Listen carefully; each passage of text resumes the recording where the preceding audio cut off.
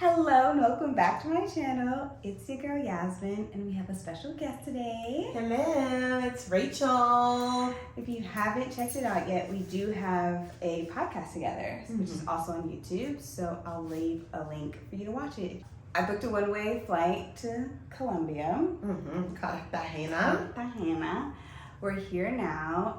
Rachel joined me for the first week of the journey, which has been fun, like having me pop in and out. She also visited me in Jamaica. To be continued.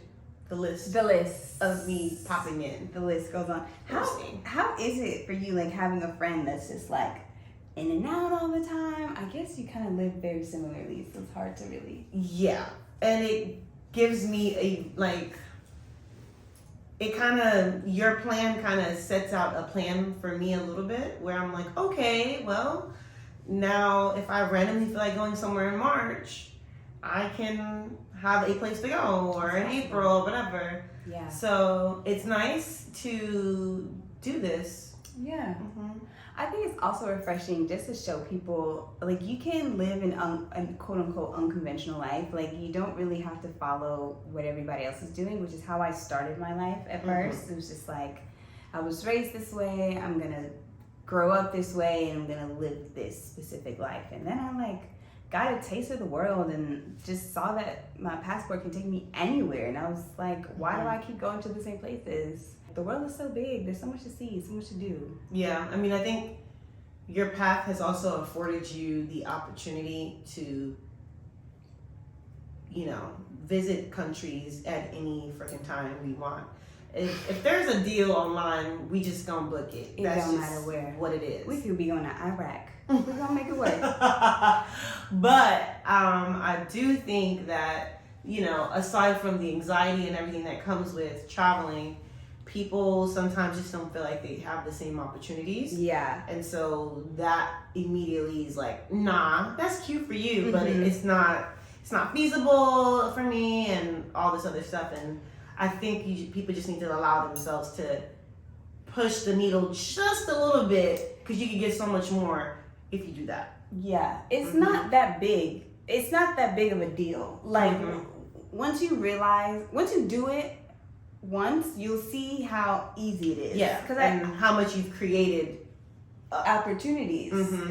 I get that it can be scary at first. Like, I have a friend she's probably one of the smartest people I know, on paper and street smart, but she just has a fear about what happens when I get to the airport? I was like, well, you just call an Uber like you would at any other airport. And she's like, well, how do you know they have Uber, and can you trust these people there? And it's just like, I think those anxieties that people have around travel they're not rational, they're not real either. And once you just do it for the first time, you'll be fine. I mean, I do think that being born and raised in New York gives us a different level of street smart. Yeah. And grit. Yeah. And we're just we from the streets. We didn't live in the streets, right. But we from the streets.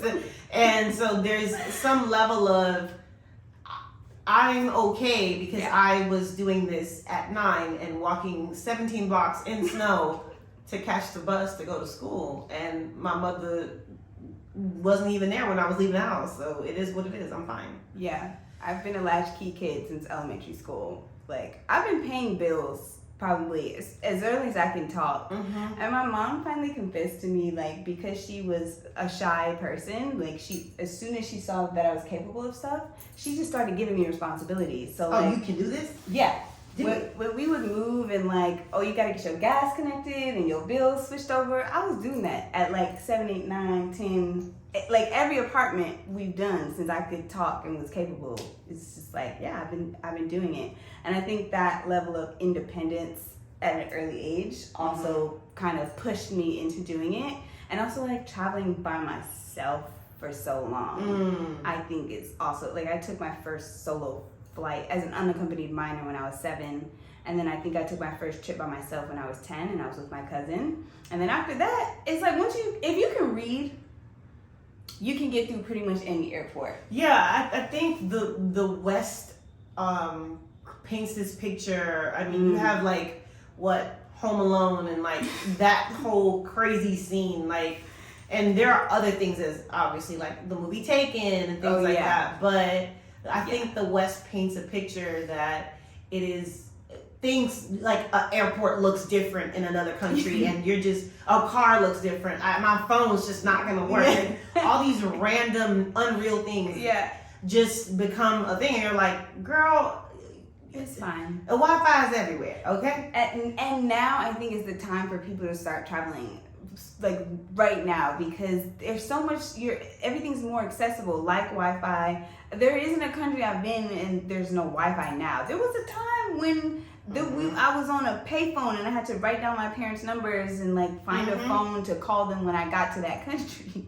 Now I can like use my cell phone as normal, like the whole route. I'm like, yep, just landed or on this flight because I fly Delta and I'm able to do that. And it's you literally can be on the route with me. Having storage issues is real ghetto, and I'm working on it because I have a lot more content that I want to bring to this channel, but I need to clear off my phone first. So I'm actually going to do that when I'm done with this video. But we talked about you getting like one of those like portable. I have that. That goes in the phone and it can. So why are we here? External. Because it's a matter of like getting it, connecting it, figuring out what files I want to put over there. It's just an added step. But the thing that I just know a lot of this can be deleted. That's on here, and I just need to go through it. Some of it's like old clients that I don't even have anymore. But I'm like, okay, I did this, so I need to like transfer it. I just need to go through it, and I haven't had the time. Yeah. Archive it. Yeah. In another life. Yeah. Off of your phone. Yes. For sure. But before we were cut off, we were just talking about traveling and how so much is possible now and you really don't have to overthink it. I do want to talk about that.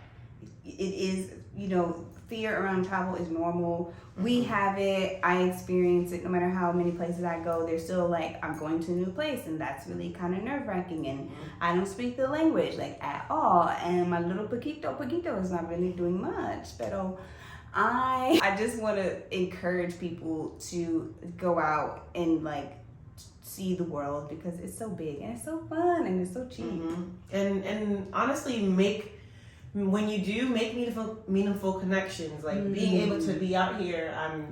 We're staying at a friend's place that I used to, be friends with back in New York when I lived there. And so, he moved out here and he's like, yes, I'll host you and your friend. Come on down. And I'm like, oh, wow, this is above and beyond my expectations. So make connections because it happens all the time where I will meet, even book someone on Airbnb, we connect. And then the next time I'm in that city, they're like, no, don't book it. I just block it off for you. Come on, let's go. It really is nice. I'm so grateful. It helps. Who does this?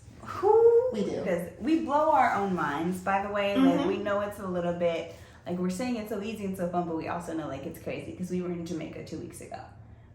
And now we're in Colombia.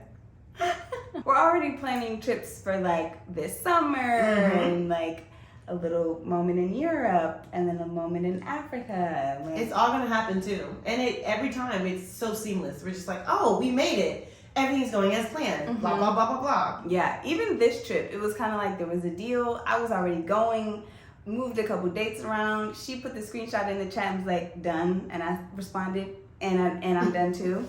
Okay. And we here.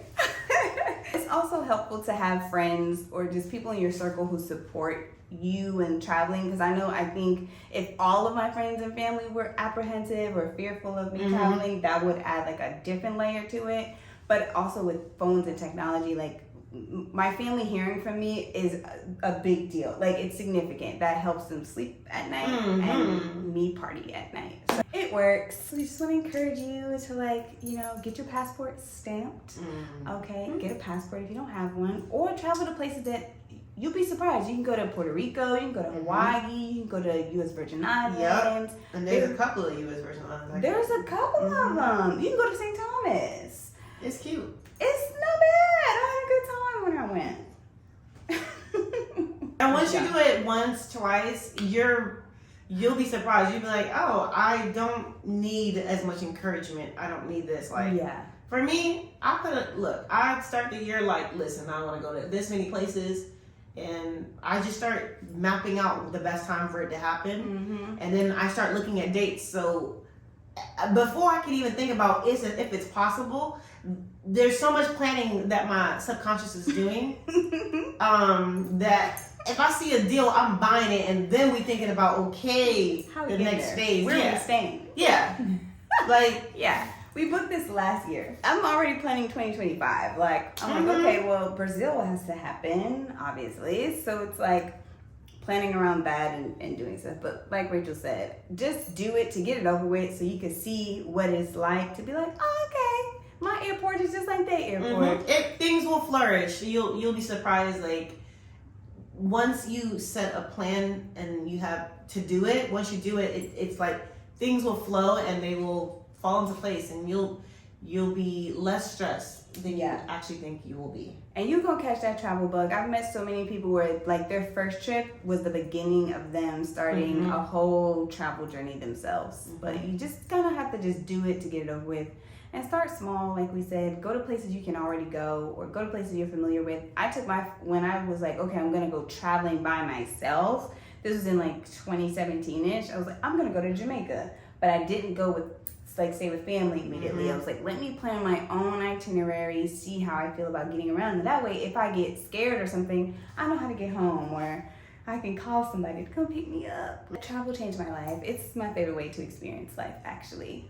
Like, it really is. If you're like the best pizza is in Cuba, I'm in Cuba. Like, okay, let's taste it. I want to see. What was that spot again? Yeah. Right. What you guys We're said? here. It's not quite that good, but we like that Cuba.